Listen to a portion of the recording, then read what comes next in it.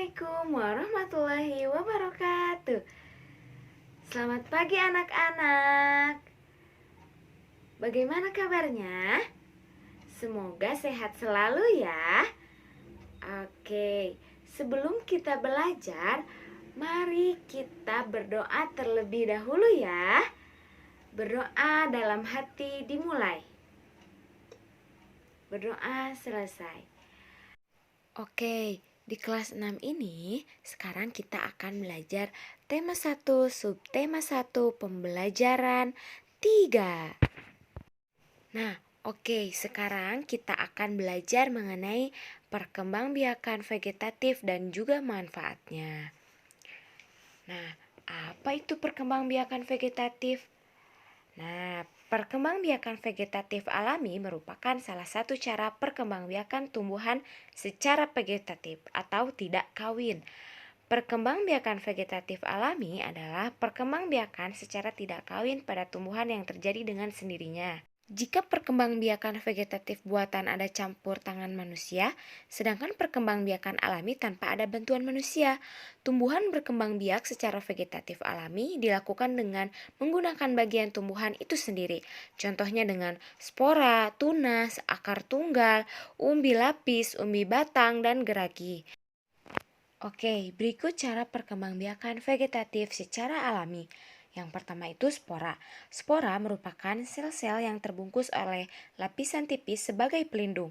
Spora dikenal sebagai alat persebaran biji pada tumbuhan berpembuluh.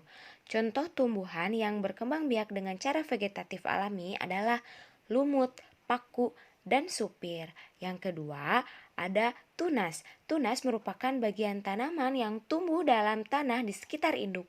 Jika tunas tersebut dalam kondisi lingkungan yang cocok, maka dapat tumbuh dan berkembang menjadi tunas muda.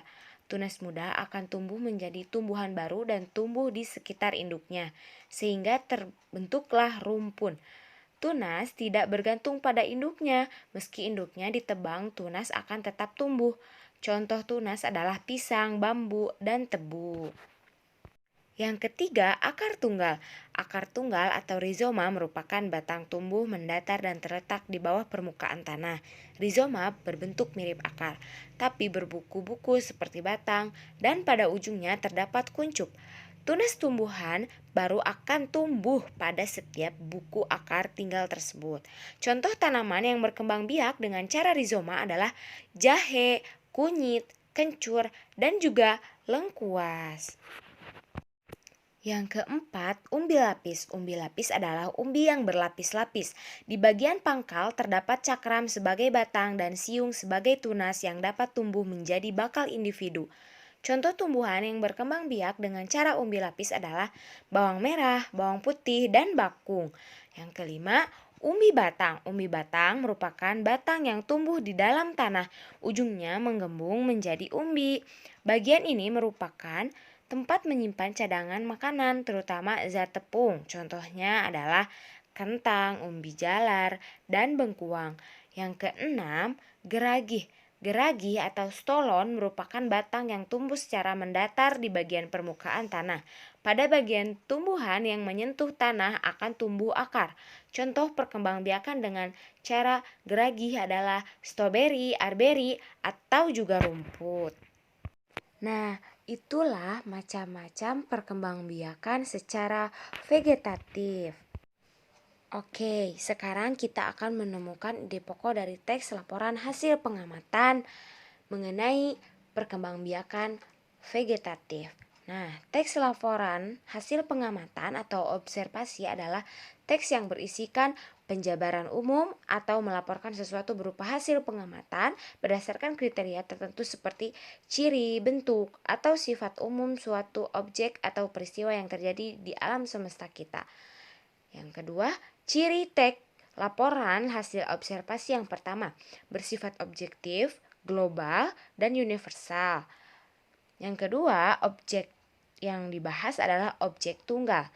Ditulis secara lengkap dan sempurna, ditulis berdasarkan fakta yang sesuai dengan hasil pengamatan. Informasi teks merupakan hasil penelitian terkini yang sudah terbukti kebenarannya. Kemudian yang terakhir, tidak mengandung prasangka atau dugaan yang menyimpang atau tidak tepat.